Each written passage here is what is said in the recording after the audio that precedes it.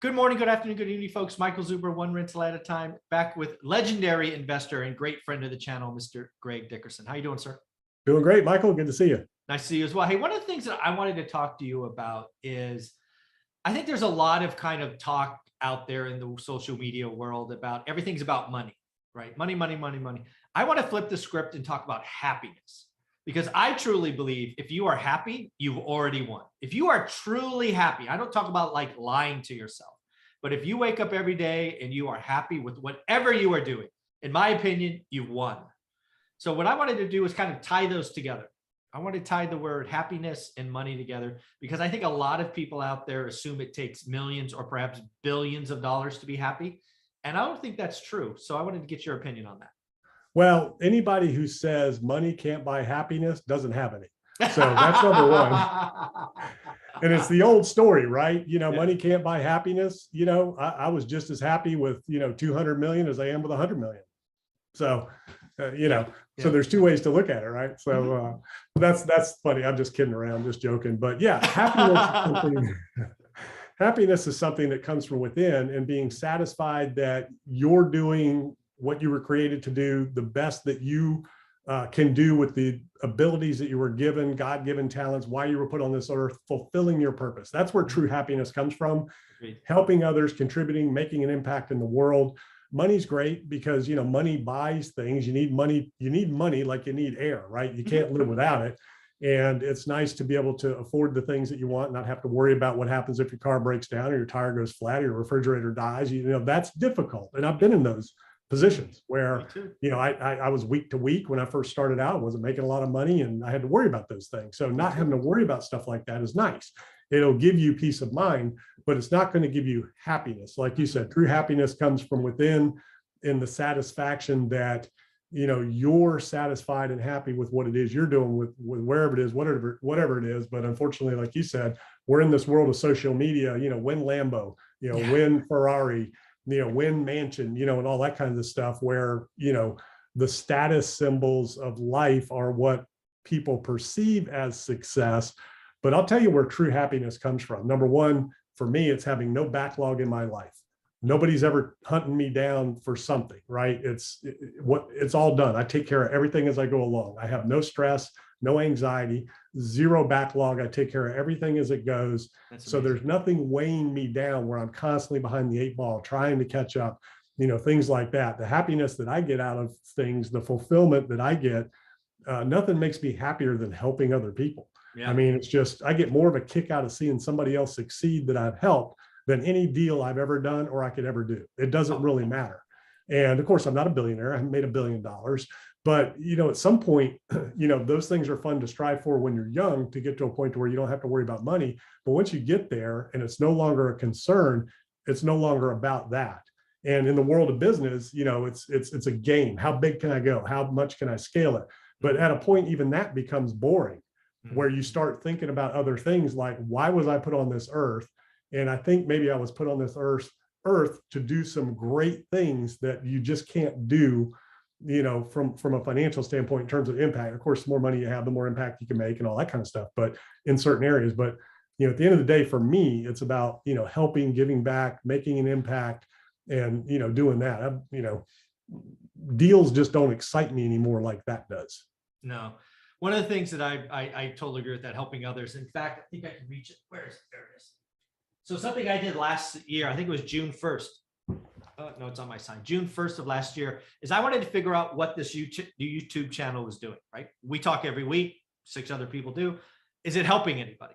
So something I did is I created a contest called the 500. Basically, if you close a deal, I mail you a card, right? And I was so confident in this, I bought 1,500 of these because I want to send out 1,500. And I get a kick, right? Just this morning on the Daily Financial News, I read off 4 names of people that are getting cards, right? So almost every day we're reading somebody else got a deal. And you're so right. I put a stamp on this, throw it in the mail. I get a kick out of it. So yeah, helping others is fun. It is. And it's challenging because, you and I can go do deals all day long, right? For us, it's easy. Yeah. But to teach somebody else how to do it and help somebody else do it and help somebody else get to those levels, that's what's fun and exciting. And I mean, that's what I've done my entire career, building businesses, with and through other people, building my own companies with and through other people.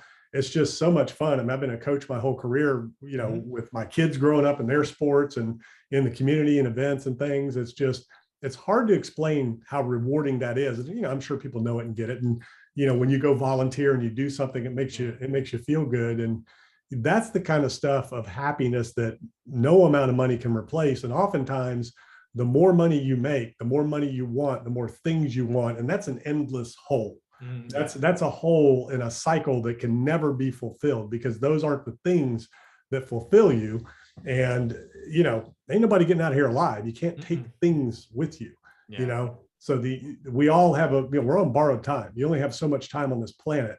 And the real question is, what's the highest and best use of that time in terms of making the impact you want to make and leaving the mark, on this planet that you want to leave? And those are the things that I think about every day. Yeah, where this really came from is I had another conversation with a business owner, a house flipper, real estate investor. And I can't tell you how many times they come out of the gate saying, I want to do 50 deals a year, or I want 1,000, just big, big things. And I always get back to, I try to ask why, somewhere between 5 and 7 times, like why? And I can't tell you how many times the answer comes back. Ultimately, I want to coach my kids in baseball. I want to coach. I'm like, how old are your kids? 8. Like, well, you've only got so many time before they're, in high school, and then they don't have any time to deal with you. Right. So it is so often, it's like these big numbers, they want to do this, but they're missing the time frame. Right. And what I tell them is, you could get there on a lot less. You don't need 1,000 units. Maybe you need 12. You don't need to flip 50 homes. Maybe you need to flip 5. Figure out where your happiness ratio is. And it's probably not 50 and it's not 1,000. So it's really a struggle for some people. Yeah, and it's the wrong thing to be focusing on. So the real question is, what are your needs? Is it a lump sum goal? Is it a monthly goal? Yes. What's that number? And focus on that.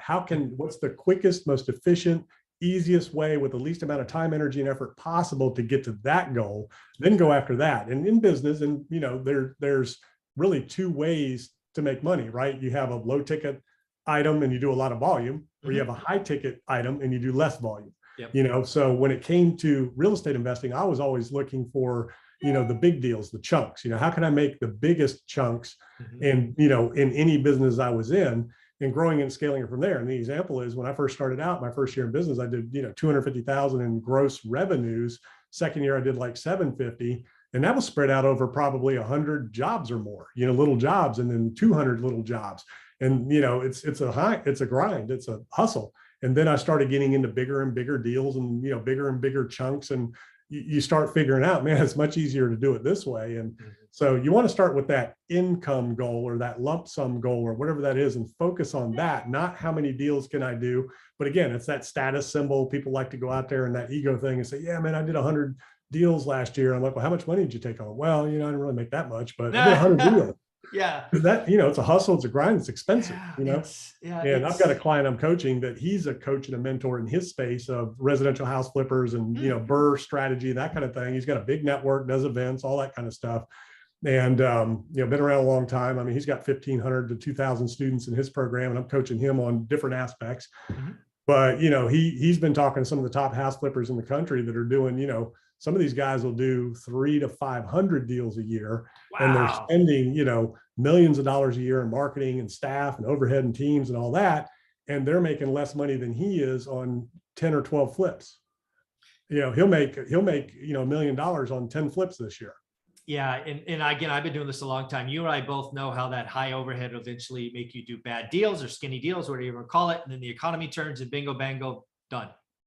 Well, the thing is, when you're doing high volume, you have to do a lot of marketing. And the problem is, when the market turns, you're still spending that $100,000, $200,000, $300,000 a month in marketing, then that $100,000, $200,000 a month in overhead to do those kinds of volume. Yeah, of course. Market turns, it can be 2 or 3 months before you figure out, wait a minute, it's over.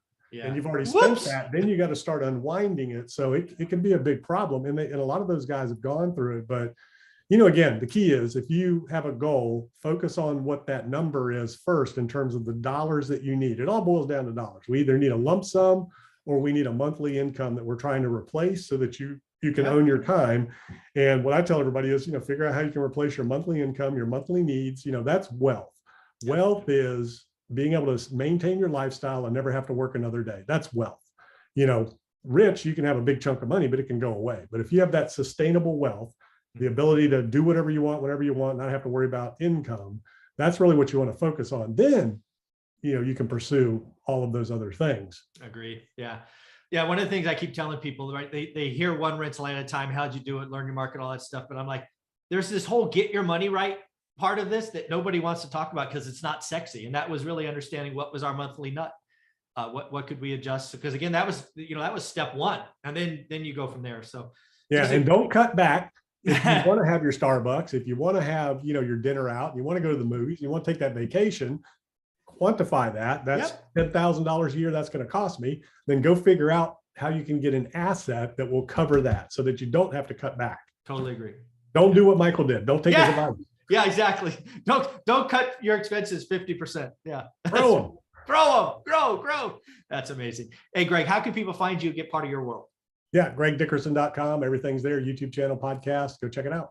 Awesome. Thanks, man.